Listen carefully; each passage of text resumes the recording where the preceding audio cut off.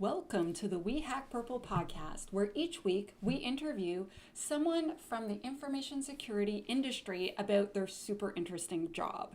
We Hack Purple is a training academy and online community, plus this awesome podcast.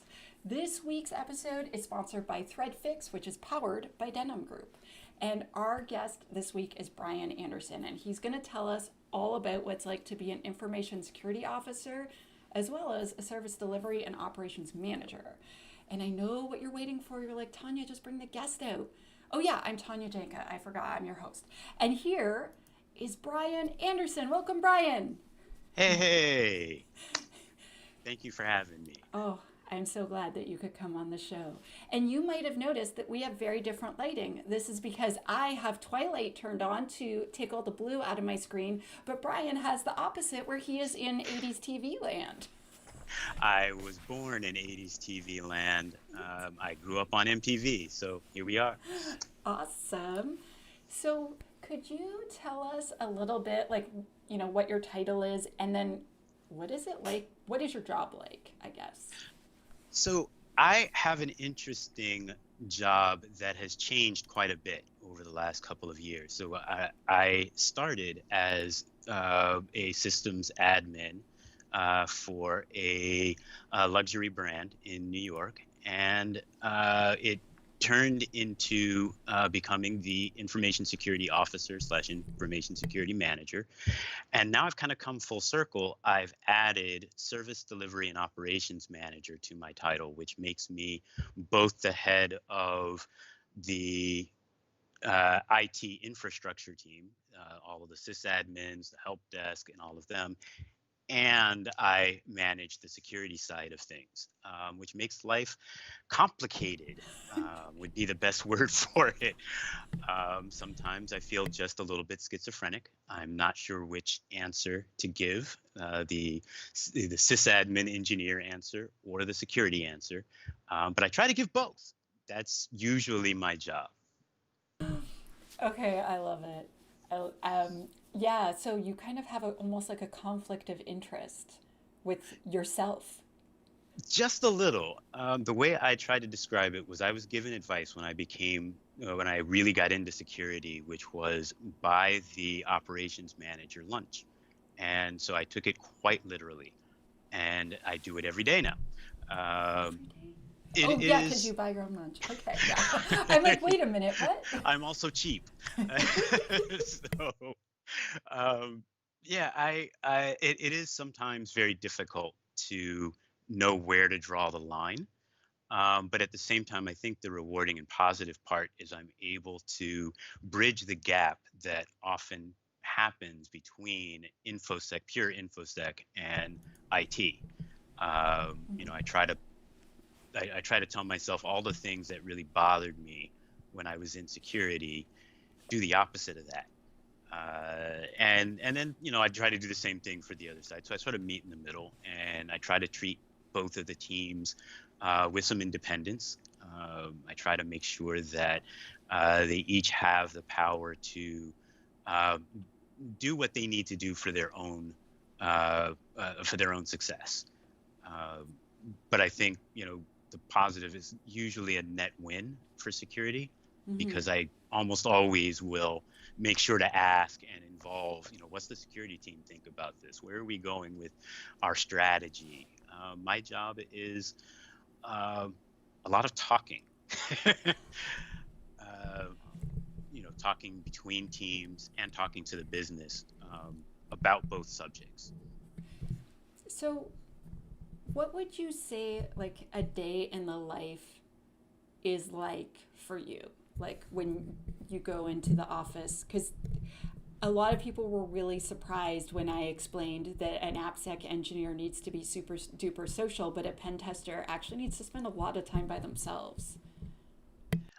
I have, you know, I think the thing I wake up to every day and then have to kind of really get ready for is I'm a mix. Um, a lot of my job is in front of the business, being the information security manager and officer.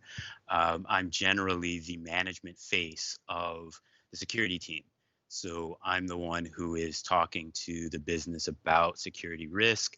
I'm the one who helped develop the security awareness program. If there is an incident, generally I'm the one who's trying to relate it to the business outside of what an analyst team and what the incident handlers are doing. So I'm sort of doing the translation for them. On the operations side, it's a lot of project management and making sure everybody is getting things done day to day, but also trying to make sure that I've got enough resources to focus on some of the things that security really gets bugged about, like patching. And, I'm glad that I have the ability to say, security guys, I got this. We're going to go patch. We're going to go do these things because that's, part of the job. So it's a win. But it's wearing a lot of hats. It's, being able to do a little bit of everything. I don't always want to be social, but I kind of have to sometimes. Yeah. And then there are times where I have to push everybody away and say, okay, now I have to focus on, the behind the scenes, let me sit down with, an analyst and figure out what's going on with this packet capture kind of thing. So Would it's a little you, bit of everything. when you start doing two jobs, because I've had this happen to me before, so they're like, oh, like this person left and now you're going to do all of their work. Did you start getting two paychecks? I asked. That was, Like, um, yeah, that was certainly a concern. Um, and I would not turn it down today if I had both. Brian's open if you want to send more money. Like, he is okay with that. Yes, absolutely, absolutely. But I guess to be fair, the opposite was when they offered me the position. Mhm. It was I can't go into detail about all of the Of planning course. behind it, but I remember the call. I was on the way into the office, and so it was really early in the morning, and I get this call, and they say, "Can you stop by HR at as soon as you get in?" And so I had the opposite feeling. It was not you're going to get offered a new position. It was, oh God, I've been fired. I got to call my wife. I got to kids. And like I'm counting going back through everything that you've done recently, right. What it's did I like, that didn't say? seem that bad. Exactly. What did I do wrong? It's like, oh well, no, we just want you to do more work. Oh, Okay. well, um, Oh, okay. good So, work rewarded with more work. but it is rewarding. It's sort of getting told that I've been doing a good job on two fronts because, like I said, my background coming into tech was, started on a help desk. God, I don't know, 20 years ago, and it was becoming an engineer, becoming an exchange admin, and then getting into security, getting into networking. So I've come full circle, and it feels a little bit like they're saying, hey, way back when you started this, you had a good idea. We kind of want you to keep doing it. And so it does. It does feel pretty good sometimes. Have you worked there a long time? It sounds like it. Yes, I've been there. I've been there for a long time, a long time, but it wasn't really the beginning of my tech career. Okay. Before that, I was in Chicago. I did some consulting work. Mhm. Like I said, I started on a help desk for an insurance company. A lot of my experiences with small companies, which I really specialize in. Okay. And my company, despite the brand, is still, it acts like a small company, and I like that. Yeah. Okay, so I have more questions. So, what types of personality traits do you think someone needs to be good at your job? Like a good listener, or like lots of leadership, or maybe they need to be good at punching? Just kidding. I'm not good at that, so I would fail miserably. I think uh, one is communication, really being able to translate really complicated concepts and break them down into something that's digestible. It never gets simple because when you try to get too simple, people really kind of miss it. And they want to boil it down to incompetence or what went wrong, and it's not that simple. I think for me, a lot of it is I look for uh, a good communication skill, which includes listening. Um, it requires a lot of multitasking. Um, you know, Yeah. it's never the same thing every day, and you know, even early on, before I became a security manager, I was often working in environments where you were doing multiple tasks. You were both the analyst and the incident handler, and you were trying to develop something on, for some sort of educational benefit, and you were trying to teach a little bit, and you're trying to do this, and you're trying to do that. I really look for the ability to multitask, to take off one hat, take a deep breath and say, okay, I'm going to switch gears and do something really um, different than what I was doing just a few minutes ago. And I try to take advantage of being able to learn quickly. You don't have to know it all, but you do have to pick up from others, especially new concepts or new ideas or new ways of doing things in a really short period of time, because there's not a lot of leeway when things go wrong. Seriously. Oh my gosh. It feels like you have to be able to handle a lot of different things at the same time well, be organized, and also you must have to make a lot of decisions. Yes, decision making is important. I think the biggest decision to make that I advise, and I've been really talking a lot to some of my team members to try and empower them to make decisions, is the decision is when to delegate to someone else a task that I don't do well, or that I just simply don't have time to do.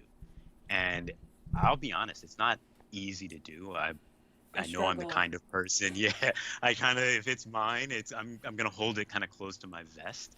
But it's been kind of beaten out of me in at times Mm-hmm. where, you know, either deadlines slip, which is not good, um, or the opposite, really, that, people don't feel like you trust them. And I think that's really, really important. Trust is critical with a team, in security especially. Yeah. We have to trust each other. Yes. And so in French, so I speak English and French because I'm Canadian, and some of us do that. And in French, we say I take a decision, but in English, we say I make a decision. And sometimes I feel like to be a leader, you have to take the decision, if that makes sense, because you have to be, especially if you're doing incident management. Sometimes like you have to be like, this is the decision, now let's go do it. And some people just can't, like those people where they spend 10 weeks buying a pair of pants? You're like, you can't lead a security team because you can't Yes, do that with security. yes, yes, yes. I think, yeah, I think you're absolutely right. I think one of the most important parts, especially with a security team, it's a little different with operations. You want to sort of foster that creativity and let people debate endlessly until you come to the right decision. With security, time is a factor. And so at a certain point, you let everyone talk. You want everybody's voice to be heard. You want that diversity. But at a certain point, one of you is going to have to say, okay, here's what we're going to do next. And you can always go back and ask more questions about other ideas. You don't want to throw anything out. But there's a certain point of authoritativeness that's really important.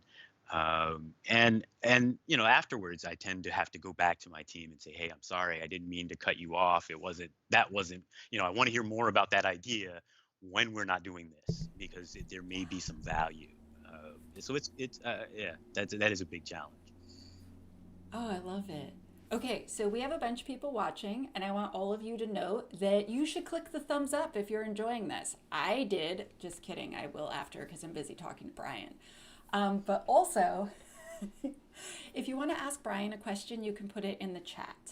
And I follow Brian on Twitter. That's how we met. Basically, I was just like, it's like Brian says everything on Twitter that I'm too afraid to say. Like my thoughts, like I'll have a thought in my head. I'm like, oh, Brian just tweeted that. Yep. and then I'm gonna like it, but then be too afraid to retweet it. I'm like, oh, he's so spot on so often. I feel a lot of pressure now to go on Twitter and say it. No, but like you say a lot of really good security things. You say a lot of things about politics. So because I'm Canadian, I tend to only comment on Canadian politics, but our countries are neighbors. And, I look across the way and wonder what's happening sometimes. But I try not to comment because I know that when other people from other countries make comment about our politics, I'm like, back off, you don't understand, blah, blah, blah.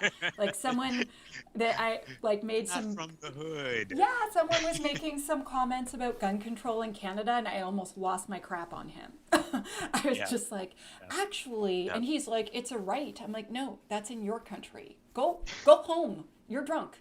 Um, and, and we're still friends, but so I know I can feel like very like we have a different culture, right? And I'm like, so I shouldn't Right, comment on their right. culture, but I like reading Brian's comments, and so I'm gonna say his Twitter handle out loud for people that are listening. So it's at B like Brian, T like Tanya, Anderson, and then 72. So also you could just like tweet at me and say, yo, how do I follow Brian? Or you could go to our podcast show notes, which are at wehackpurple.com/podcast.html. We're getting a new website soon, so it'll probably be somewhere else in a few weeks, but for now it'll be there. Um, but that said, I am supposed to promote something on behalf of We Hack Purple. We are just like, I am not in charge of marketing now, so someone else is in charge of it and they have good ideas. And so we're giving away 2 free email courses. So basically, like, for 1 week, we'll teach you a thing for free.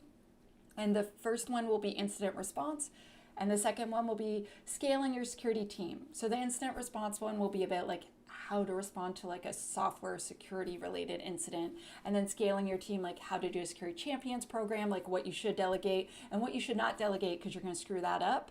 And so if you want to sign up for this, haha, the trick's on you. You have to join our newsletter. So the newsletter is newsletter.wehackpurple.com. Pretty obvious, right? Okay, I'm done my marketing now, Brian. For now, then I'm going to talk about Threadfix later. So, but I have more comments and more questions. So, your job now, you might not think it's super technical, but you're able to make a lot of decisions easier, probably because of your extensive technical experience. What types of technical skills do you feel someone needs to have, or experience that they would need to have to be able to be good at, and can you explain it for like each different job, because you sort of have 2 jobs in one? Would that be okay? Sure. No, that's absolutely possible. I am by nature a generalist. I love all of it. And what I found from a technical level for both jobs is that understanding a little bit about everything helps. Because especially nowadays, all of our technical experience is intertwined. We're rarely on a team of people who just do one thing. And so, I try to encourage people to have the broadest base of technology that you can. Learn a little bit of coding, learn a little bit of network engineering, learn, a little bit about systems and software and operating systems, so that you can be cross-functional. Because I think it's very, very difficult now to find a IT department or a security department where we're not crossing boundaries all the time. My dev team currently is very small, and if I need coding help, I have to, either figure out how to do it myself or go to others to do it. So, it helps me to have a little bit of understanding of how to do Python and how to work with this and how to work with that. A lot of integration. So, what I really recommend is grab it all, um, because you don't really know until you're in the environment and into the job which is going to be the strongest part of your skill set that you're going to need for that particular organization or operation. You might go in thinking, I went in thinking I was going to be an exchange administrator, and now they don't let me touch email at all, except phishing. They let me do phishing. That's it. So you click on the phishing emails? I set them, forget that I set them up, and then I nearly clicked them, and it's not pleasant. um, but then if you follow my Twitter, you know that I don't find phishing tests to be all that helpful in terms of education. There are some benefits to them. I really do believe that you can get value out of it, just not, I try not to punish people for Oh no. failing those. No, positive reinforcement rather than punishing for failing, faux show. I Eh, mean, for sure. no, absolutely. I mean, that's, I think, one of the other skills that I really push for from people is compassion. Really understand that the people that we work for are just people. They're good people, they're bad people, they're competent, they're scared, they're insecure, Yeah, sometimes they're assholes. Sorry, can I say it's that? true. Yeah. But mostly, you have to figure out how to set up a program that incorporates all of them, and all of us. Yeah. So there's not really a single skill or a single technology that I would say everybody must learn something, but I think, find something that you're happy learning about, because you're going to have to do it for the rest of your career, whether you want to or not. That is so true. I would like to note that I agree with like basically everything Brian said. And I really like the idea of trying to get the broadest technical experience you can so that you can see things from the other side, but also so you can make the absolute best decisions for your organization. Like, both so that the solution you find is good, but also that like the solution you find is secure. Because sometimes you have to be super creative and understand another way to do something so it can actually be a good solution and a secure solution. Someone was tweeting at me earlier today, Tanya, I was reading your book, Alice and Bob Learn Application Security. You could get it on Amazon. But they were saying to me, oh, like you said, users don't like CAPTCHAs, and that we should use a cross-site request forgery, like an anti-CSRF token instead, but that doesn't stop against brute force attacks. I'm like, okay, so you're only on chapter 2. If you keep reading, we're going to talk about like defense in depth and layered security. So you could do like a CSRF token, but then you can also, set up resource quotas, throttling, alerts, and all these other things so that you can catch the bots, so that you can slow them down and annoy them and like just cut them off. Also, like you can block IPs, like there's so many things you can do, but like CAPTCHAs still suck from a user experience perspective. But if you don't know there's these other options of things you can do instead, you'll be that security person that says you have to use a CAPTCHA because brute force. And you're like, actually, there's like multiple ways to solve this problem. And so, like, what can we do that is a good solution, but also a secure solution? Yeah. I 100% agree with you. 100% agree. I think one of the things that when I talk to my teams about, it is about user experience. That we really started trying to capture metrics about it. Like, how do we explain what people are going through when they're using the application or the platform? And we asked the question outright: how much multi-factor is too much multi-factor? And we haven't gotten the answer yet, but we're getting there, because we realized, yeah, I mean, the security answer is put multi-factor on everything. And I do agree, until I look at my phone and I've got 4 different authenticators and I can't remember which one is for which one. And then I'm like struggling to find which one is the one-time pass, and then it times out and I have to do it again. And then by the time I have to do it that second time, Sure. I'm done. I'm not using that application. And then it's like, well, yes, it's secure, but It's nobody so uses it. secure, I can't even use it. Right. I don't want to use it. And, you know, and that's where, I think my job having both the operations side and the security side really is a benefit, because I think I now have a lot more understanding of, well, we're looking at system performance on the operations team, and we're saying, well, how come nobody is using our application? And then you turn and you look over, and there's the security team, and we're all proud. And then we're like, oh, we're the ones that are making this, not work. So now we're really working to create that balance, to make good solutions as opposed to just secure ones. And it's helping, I think. As an industry, we have to look towards that. What's the experience? Yeah. I believe that it is the security team's job to enable everyone in the business to do their jobs securely.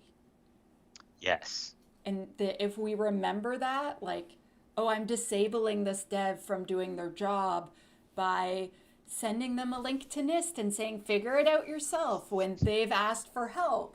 And this is when they roll their own encryption or I'll Yes.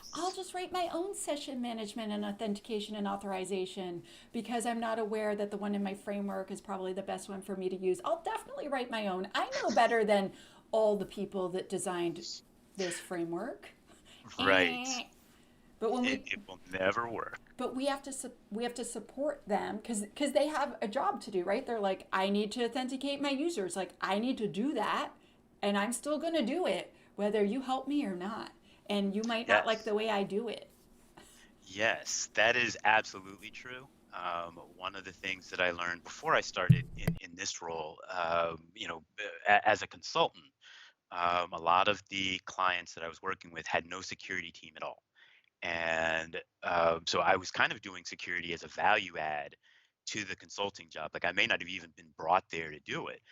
But the thing that I tried to do with, and got from them was a lot of people feeling like they weren't getting good security advice. And it wasn't that they weren't getting any, they were just getting to a point where it was very frustrating. They were going to do what they needed to do their job. And I think the thing I got from them was they had a different risk matrix than what they were putting on paper. When we talked to Okay. them about risk, they were thinking about the organizational's risk, the loss of reputation, the loss of income and revenue, Mm-hmm. work stoppages, and so on. And they were putting those all in the matrix, and it made sense. What was missing was the individual who was saying, yeah, all those things are true, but if I don't do this, I'm afraid I'm going to get fired, and that's a bigger risk for me. Yeah. And that was a real turning point. People were going around security, not because they didn't believe in security, but because their risk was, I don't want to get fired. I want to be productive. I want to do my job. I Yeah. want to get my paycheck, and I want to go home. Yeah. And if you make that hard, I get insecure and I get nervous. And once I started to see it that way, I start to see it that way. You know, uh, I'm a little worried when things take too long and I'm not being as productive. And my boss says, "How you doing on that?" Well, Yeah. Yeah.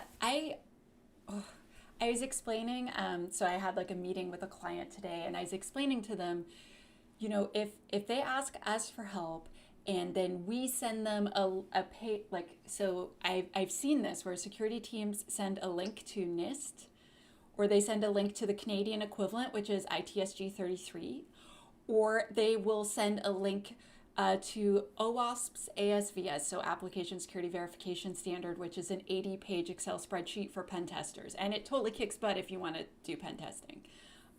But I'm like, it's the equivalent of all of us gathering in a room and then just putting up our middle fingers and then taking a selfie and then emailing it to them. That's what it feels like to receive that email. They asked us for help and we were like, nah. They know how to yeah. use Google. They know. Yes, that is and what we don't want to admit is that we don't really like reading NIST stuff either. I mean, I love their guidance. I've I've read through it, but not pleasurably. No. It's a lot of research and grinding, and it's technical, and it's sometimes overly technical, and it's not fun. And if it's not fun, it will not get done. No. I didn't mean to make that rhyme, but it did. It's not. It's not fun if you have to do it.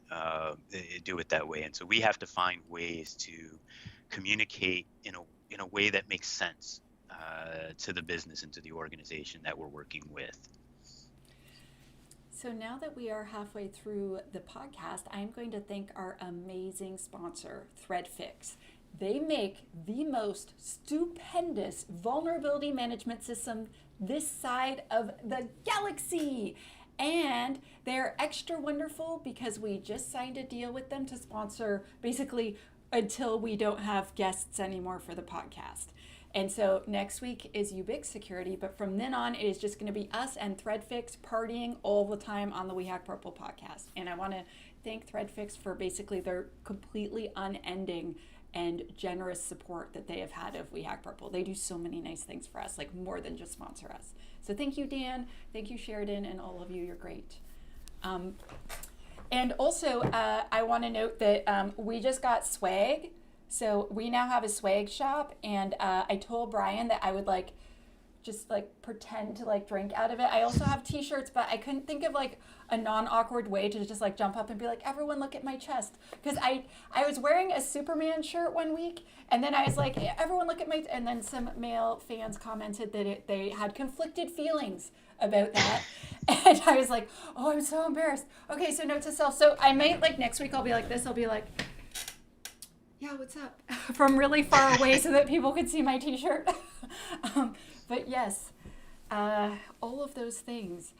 Okay, so Brian, let's say someone is like, I want to try one day to be an information security officer. I would like to try to lead a security team. And or they want to do, because anyone can listen to this podcast. It's not necessarily just security people. And maybe someone wants to be the manager of operations and they want to do service delivery and they want to be good at it. And so they want to get training and experience to lead up to that. What types of experience should they try to get, or training might be good so that they could be prepared and be excellent at this job / apply and not get screened out? That is a really good question. I love it.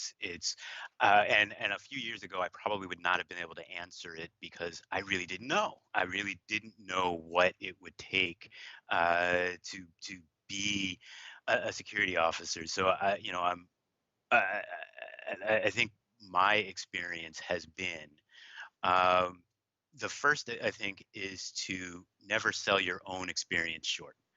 I really like it, particularly in security, seeing people bring their non-security experience to the table, because our job is to relate to the business, and most of the business is not security. Unless you work for a security company, you're not doing that.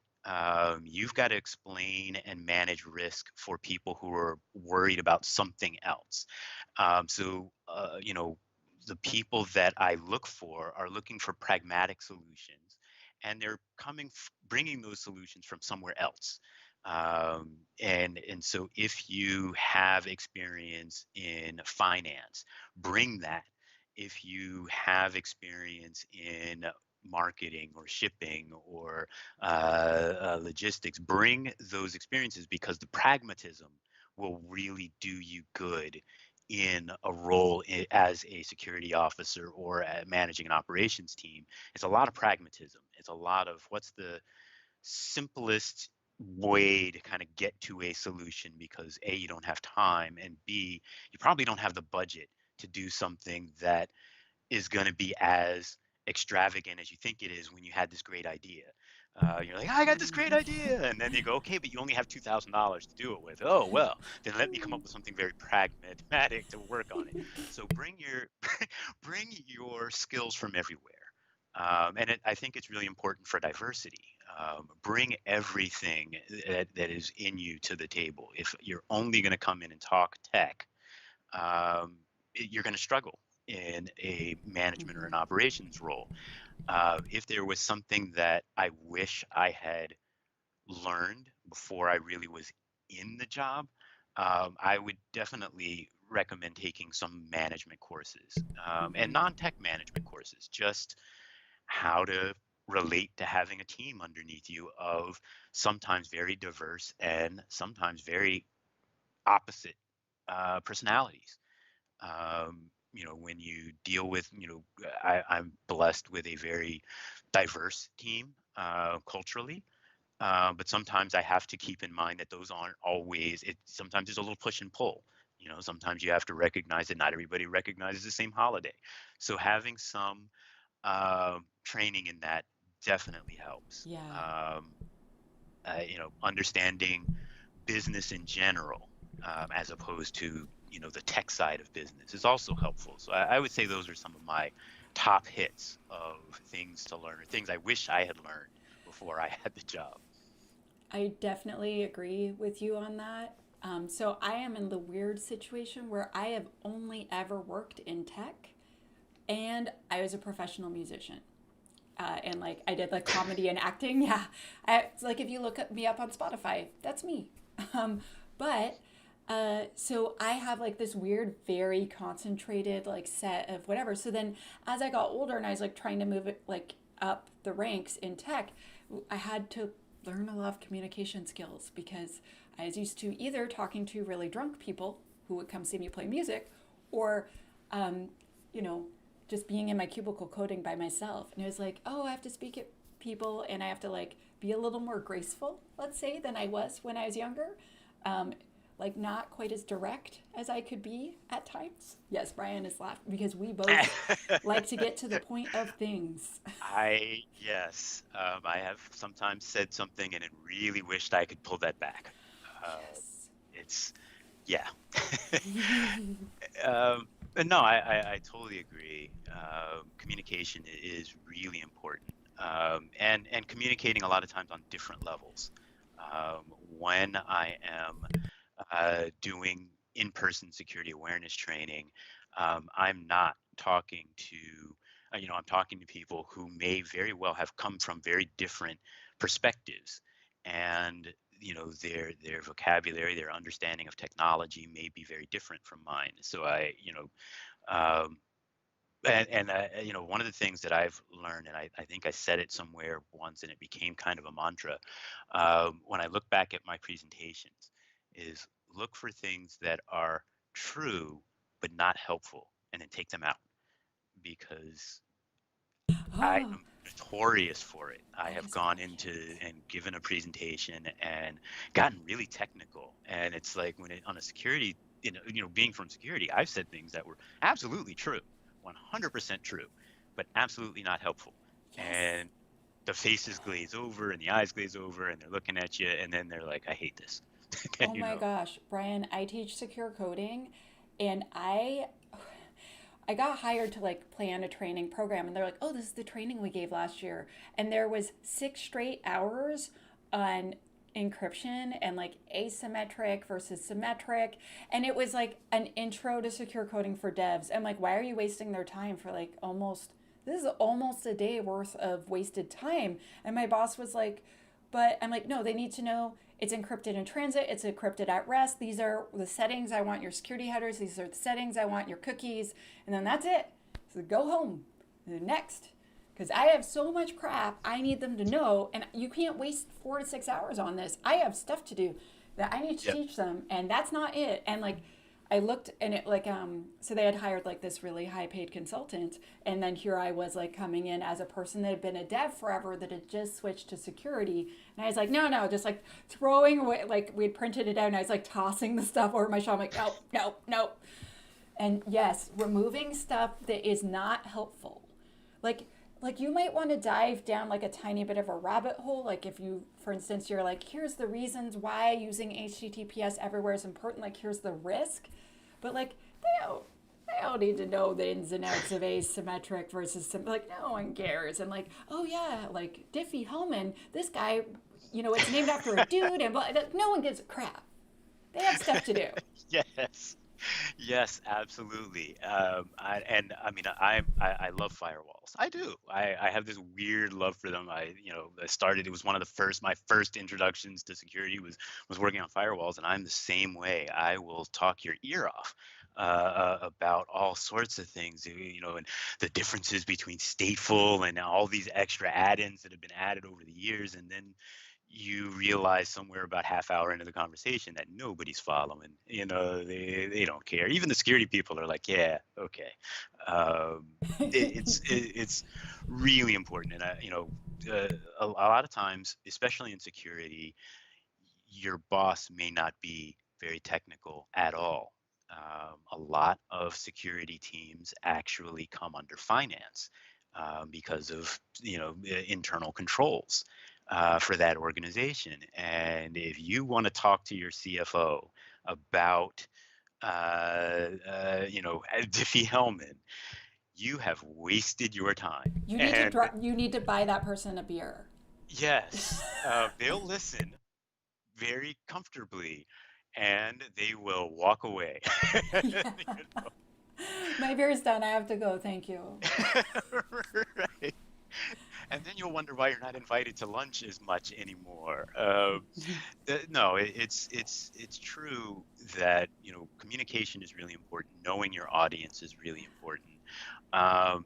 Translating risk into very different concepts for different people and coming up with new analogies. I think I spent a lot of time coming up with a new analogy for how I can explain this bad thing that could happen.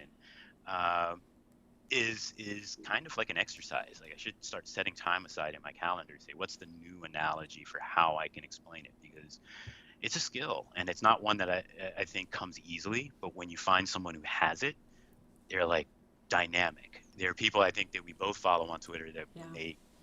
when they hit it, it's like, oh my God, I can't believe it. Yes. They just made this so simple for us. Yes.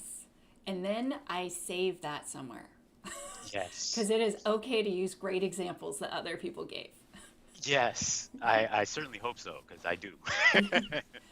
So so this is the final question, and it is a two-parter. And so the first part's super easy and the second part's super hard. Are you ready? I'm ready. Okay, so what do you like best about your job and what do you like least? Wow.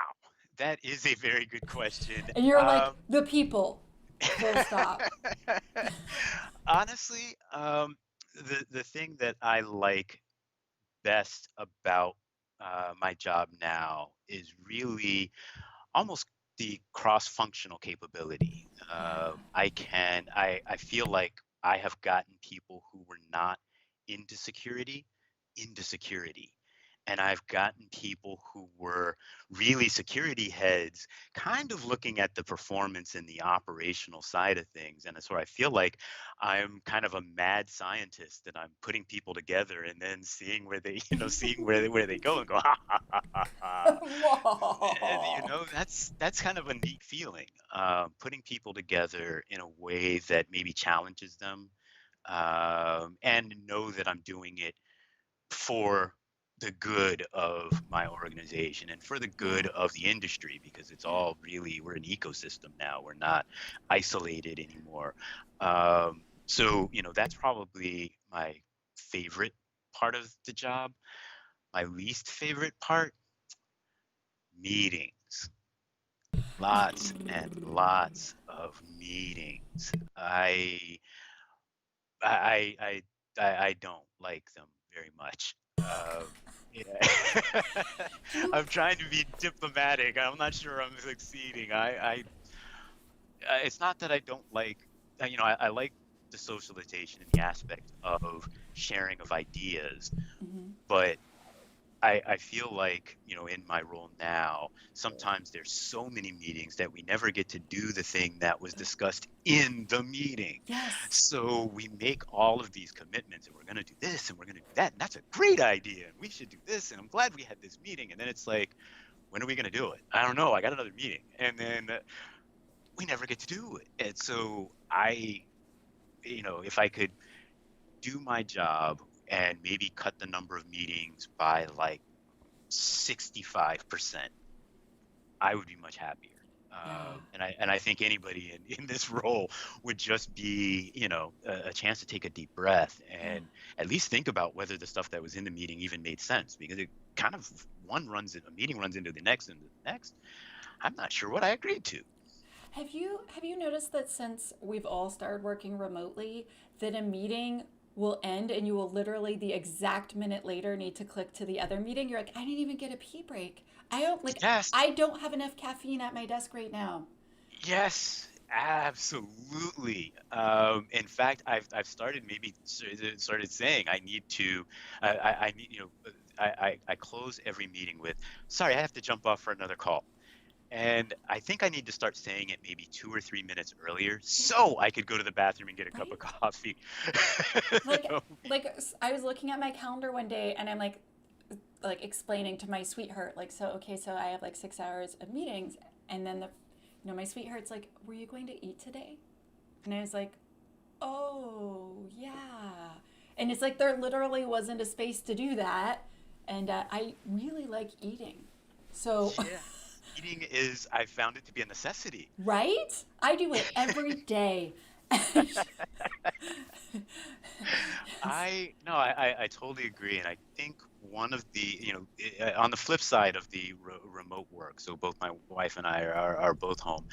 I find it just a little bit pleasurable. Like if I'm not in a meeting, in those rare chances, I'll pour a cup of coffee and I'll just go up and put it on her desk. And, or she'll do the same for me. She sees I'm in, and I've got my headset on, rah, rah, rah, rah, rah. And, I look up and there's this cup of coffee there. And it's like, oh, that's, you know, uh, That's true love. because, yes, True love. I remember why I it's married you. That's because, yeah, otherwise I would not remember to eat or drink or, get from one thing to the next to the next. And it's important. You have to keep your strength up. Everybody take care of yourselves, Yes. please. Um, it's hard work, and meetings don't seem like a lot of effort, but at the end of the day, you are just as exhausted, and it does take it out of you. And I'm learning how to be better at that myself. I am with Brian on all of this, definitely. So I hope that all of you are like, you know what I should do? I should follow Brian on Twitter. And I'm going to repeat his Twitter handle and put it on the screen. But for people listening, it's B like Brian, T like Tanya, Anderson, and then 72. But obviously, he was born way before then because he's younger than me. And I was born before then. So you can tell by don't let the 80s lighting fool you, you know, youth. Despite his I'll be 20 honest. plus years experience, he's somehow in his 30s. The Technicolor was really to hide the gray hairs that I discovered that I had, and yeah, I'm gonna keep doing it. I don't know what it is, but like literally 2020, I just started getting a ton of gray hair, and like I don't know if it's the plague. I don't know if it's like working from home. It could be anything. Yeah, I'm with you. I'm absolutely with you. I don't know when it started. I feel like I aged a decade in just a few months. Um, I'm hoping 2021 is kind of retro and I can go back to, yeah. We'll all get big hair. I love 80s music, so I'll go back to Prince in 1984 and a little Purple Rain. I could do that. Yeah, Prince rules, just by the way. Thank you so much for coming on the show, Brian. I really appreciate it. And Thanks so much for having me. It's been a pleasure. I hope that every single person goes and follows Brian on Twitter. And then if you're up for following someone else, you could follow We Hack Purple or me, She Hacks Purple. Yes, it's similar. That's on purpose. And yes, my hair is purple. Thank you so much. And we are going to wave goodbye. And then I'm going to do the outro announcement. Thank you. And I pressed the wrong button. But don't worry, I got the right button now. Okay. Thank you so much for attending today's event. and podcast, and we love having you here. Thank you so much for watching. Thank you so much to Brian Anderson for being a totally kick-ass guest. Thank you to Threadfix again for being our sponsor. We really appreciate it. This was the We Hack Purple podcast, where each week we interview a different person from the information security industry to learn what it's like to do their job. Because guess what? We at We Hack Purple want you to join our industry if you're not already in it. We have tons and tons of different jobs that need a unique person like you to do them. And with that, I would like to invite you to join the We Hack Purple newsletter. You will get invites to this podcast. You will get free content. And if you sign up between now and I believe next Tuesday when we're sending the invites, you will get a free online course because my marketing people have decided we're going to give away courses for free. And so go to newsletter.wehackpurple.com. And with that, thank you very much. I am Tanya, Janca, your host, and I will see you next week.